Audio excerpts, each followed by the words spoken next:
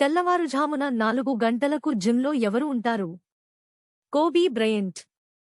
Basketball ప్రపంచంలో ఒక legend Kobe Bryant. అతని మమ్మా మెంటాలిటీ గురించి చాలామందికి తెలుసు. అసలు ఆ మెంటాలిటీ ఎక్కడ మొదలైంది? తెల్లవారుఝామున సరిగ్గా 4 గంటలకు.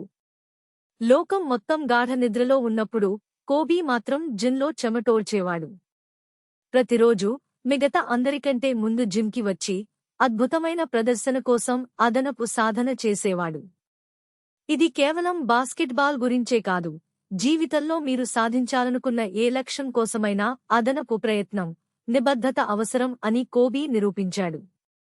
5 NBA ఛాంపియన్షిప్లు కేవలం అతని ప్రతిభకు నిదర్శనం కాదు, అతని అకుంఠిత దీక్షకు, తెల్లవారుఝామున 4 గంటల సాధనకు ఫలితం.